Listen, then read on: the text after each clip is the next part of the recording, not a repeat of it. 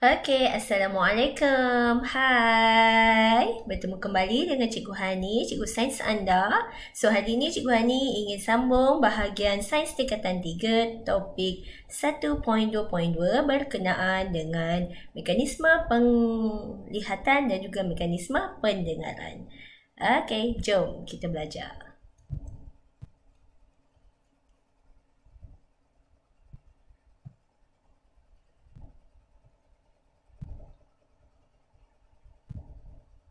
Okay, so standard pembelajaran pada hari ini adalah 1.2.2. Okay, berkaitan menerangkan mekanisme pendengaran dan penglihatan dengan lakaran. Okay, so bagaimana kita mendengar? Okay, so di sini saya dah tunjukkan raja. Okay, mekanisme pendengaran manusia. So, ini gambar telinga manusia. Pada pembelajaran yang lepas, 1.2.1, kita sudah melihat struktur ataupun bahagian setiap bahagian pada telinga manusia. Daripada telinga luar, telinga tengah dan juga telinga dalam. So, hari ini kita nak belajar bagaimana kita mendengar. Okey, so seperti yang kita tahu, telinga kita mempunyai dua fungsi ya. Yang pertama untuk mendengar dan yang kedua untuk mengawal keseimbangan badan. Okey, pada kelas sebelum ini cikgu pernah memberitahu bahawa terdapat dua bahagian pada telinga yang tidak terlibat dengan pendengaran, iaitu salus paramulat dan juga tiub Eustachium. Okey, itu terlibat pada keseimbangan badan. Okey, so hari ini kita nak sambung bagaimana kita mendengar. Okey, telinga kita, dia akan mendengar gelombang bunyi gelombang bunyi dan akan dikumpulkan oleh cuping telinga.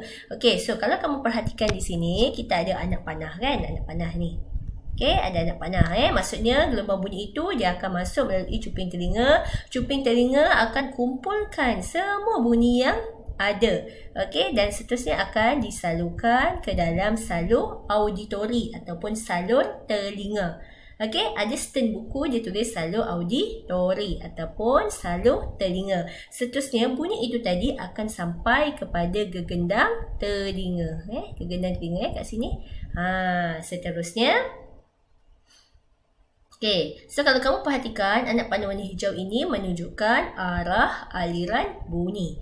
Okey, seterusnya tadi bunyi itu akan disalurkan daripada gendang telinga. Okey, daripada cuping telinga hinggalah ke gendang telinga, itu berbentuk bunyi bentuk bunyi. Nak sampai gendang telinga dia akan jadi getaran. Okey, getaran bunyi tadi akan pergi ke tulang osikal Yang ini adalah tulang osikal. Okey, seterusnya getaran tadi akan bergerak ke koklia. Kat situ koklia tu.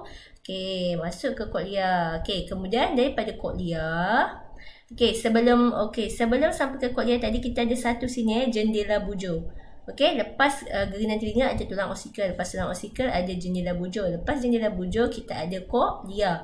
Seterusnya daripada koklia dia dah jadi bentuk impuls saraf. Dia akan dihantar ke saraf auditory dalam bentuk impuls saraf dan seterusnya ke otak untuk ditafsirkan. Bunyi apakah itu? Okey.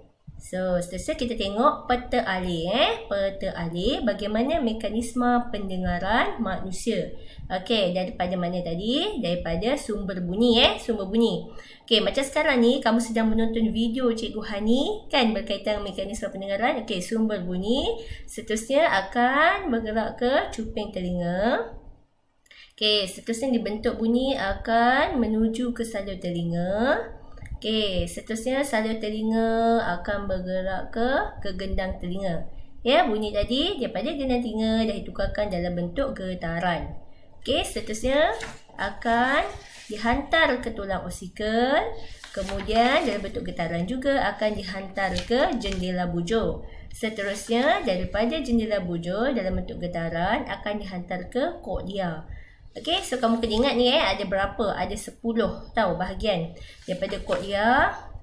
Okey, 10 perkataan, 10 perkataan pula. 10 terms yang kamu kena ingat daripada koklia, terus dihantar ke saraf auditory dalam bentuk impuls saraf dan dihantar ke otak untuk ditafsirkan.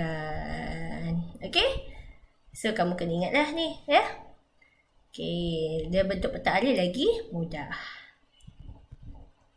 Okey, seterusnya kita pergi tengok kepada bagaimana kita melihat. Bagaimana kita melihat. Okey, seperti dalam rajah ni, contohnya kita ada sinar cahaya daripada objek. Okey, kita ada gambar lilin sini so daripada gambar lilin, okey, sinar cahaya daripada objek ni akan dihantar ke bahagian mata kita mana yang terlibat dengan memfokuskan cahaya. Okey, so sinar cahaya daripada objek ni dia akan memasuki mata masuk mata, nampak sinar cahaya pada objek ni ada anak panah ni kan. So dia akan masuk ke mata melalui kornea kat sini ada kornea. Okey, selepas kornea dia akan masuk pada gelemair. Gelemair yang nombor 2 ni, warna putih ni gelemair. And then yang ketiga adalah kanta mata. Seterusnya lepas kanta mata, sini kita ada gelemaca. Okey, ada 1, 2, 3, 4 kan gelemaca. Seterusnya last sekali adalah retina. Retina ni yang kelima. Okey, so apabila sampai retina, kat sini kita ada apa? Bintik kuning kan. Bintik kuning adalah bahagian pada retina yang sangat peka kepada cahaya, iaitu ada banyak fotoreseptor. So nanti, pada asalnya gambar lilin ni terbalik kan. Itu sebelum ditafsirkan oleh otak, ya. So kita tengok mekanisme penglihatan manusia. Yang pertama kita ada sinar cahaya. Bergerak ke kornea. Apa fungsi kornea? Pada pelajaran sebelum ini dia memfokuskan cahaya yang masuk ke dalam mata. And then terus pada gelemair juga fungsinya memfokuskan cahaya. Ada fungsi lain tapi salah satu fungsi adalah memfokuskan cahaya. Kornea, gelemair, kanta mata ni memfokuskan cahaya. Dan seterusnya gelemaca, barulah sampai ke retina. Pada bahagian retina ada fotoreseptor, iaitu fotoreseptor yang peka kepada cahaya. So fotoreseptor tadi pada retina akan menukarkan cahaya tadi kepada bentuk impuls saraf. Impuls saraf yang seterusnya dia akan dihantar ke saraf optik. Kemudian saraf optik dalam bentuk impuls saraf juga akan dihantar ke otak untuk mentafsirkan apakah image itu. Asalnya tadi sinar cahaya pada objek, ya. Lepas tu bila dah ditafsirkan oleh otak pada retina tu kita panggil image, Image tu ditafsirkan. Macam tu. Seterusnya kita ada apa itu audio visual. Biasa dengarkan kecerdasan audio, kecerdasan visual. Audio itu suara. Apa itu audio visual? Penggunaan dua komponen. Dua komponen iaitu suara, audio dan juga gambar. Itu visual. Nama dia kelas dah sikit kan, audio visual. Alright. Macam sekarang ni kan, kita audio visual lah. Awak dengar suara cikgu and then nampak muka cikgu. Macam gitu. Seterusnya kita belajar tentang hadlia penglihatan dan pendengaran. So apa itu hadlia penglihatan? Apa itu hadlia penglihatan? Had maksudnya terhad. Ada had-had tertentu. Definisinya adalah had keupayaan mata untuk melihat objek. So mata kita ni, kita tak nampak objek yang terlampau seni ataupun terlampau halus. Kita tak nampak terlampau kecil. Dan juga kita pun tak nampak kalau objek tu terlampau besar, jauh sangat. Maksudnya bukan besar, terlampau jauh sangat objek tu kita tak boleh nak melihat, ya, dengan mata kasar sahaja. So itulah makna hadlia penglihatan. So contoh daripada hadlia penglihatan ni adalah ilusi optik dan juga titik buta. Apa itu ilusi optik? Apa itu ilusi optik? Ilusi optik ataupun optical illusion in English. So, ilusi optik adalah objek yang dilihat itu berbeza daripada keadaan yang sebenar. Nanti cikgu tunjuk contoh gambarnya, ya. Sebabnya apa? Sebab otak kita tak dapat tafsirkan dengan tepat apa yang kita lihat itu.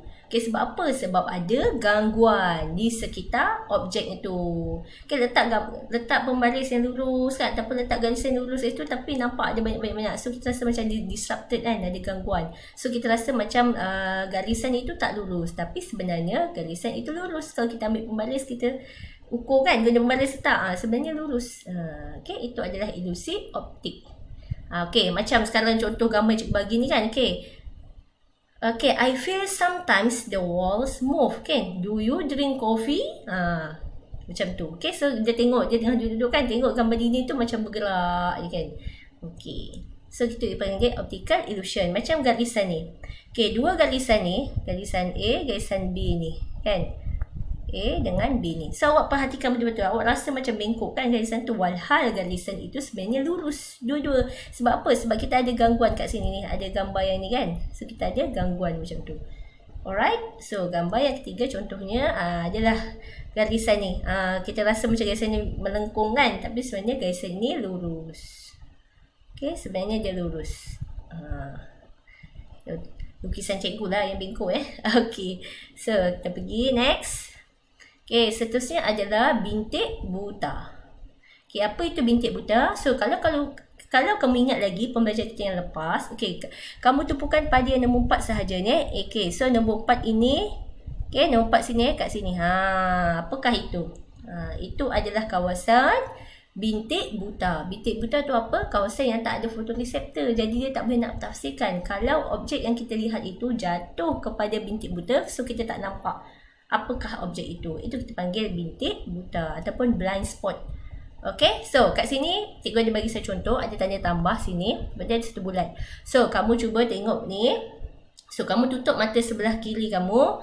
Kan? Mata sebelah kiri kamu. And then kamu tengok ke depan, ke belakang. So kamu gerakkan mata kamu ke depan, ke belakang. Tutup sebelah mata. And then tukar pula. Tutup sebelah sini. Nanti kamu akan perasan macam tiba-tiba objek tu hilang. Dia ada ke dia tak ada. Itu kita panggil contoh aktiviti untuk bintik buta. Okay. Ataupun kalau kamu memandu kereta kan, memandu motosikal ke, menaik basikal kan, kalau kamu rasa macam toleh kiri macam tak ada kereta, tak ada kenderaan kan, tapi tiba-tiba ada. So kita panggil kadang blind spot tak nampak. Okay. Okay, seterusnya kita masuk kepada had delia pendengaran. Okay, had delia pendengaran. Apa itu had delia pendengaran? Okay, kalau tadi penglihatan, sekarang pendengaran. Okay, iaitu had keupayaan telinga untuk mendengar bunyi. Okay, telinga kita boleh mendengar pada julat 20 Hz sehingga 20,000 Hz sahaja untuk manusia yang normal. Okay, so julat pendengaran ni, julat frekuensi pendengaran ni tak sama antara manusia lain dengan manusia lain. Apabila kita meningkat usia, kita semakin tua, okay, kita punya gegendang telinga makin kurang kenyal. Jadi sebab itulah kita kurang dengar apabila kita meningkat usia. Okay, so contoh alat untuk mengatasi had pendengaran ini adalah contoh yang biasalah kamu boleh nampak kan, stetoskop. Itu apa yang doktor guna tu. Gambar ni. Ini adalah stetoskop untuk mendengar denyutan jantung.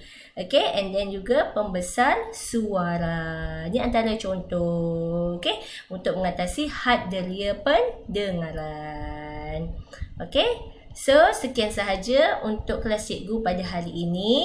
Okay, tahniah dan terima kasih yang menonton video PJPC Cikgu Hani. Okay, pada bahagian ini, cikgu belum ajar kamu bahagian kecacatan penglihatan dan juga kecacatan pendengaran. Okay, so nantikan video terbaru cikgu berkaitan dengan kecacatan dan pembetulan penglihatan serta kecacatan pendengaran dan pembetulannya untuk next video. So, untuk hari ini, so tahniah pada anak-anak semua. Jangan lupa salin notanya dan juga jawab latihan dalam bahagian description video. Okay, jangan lupa like, comment and subscribe channel Cikgu Hani. Okay, terima kasih. Bye.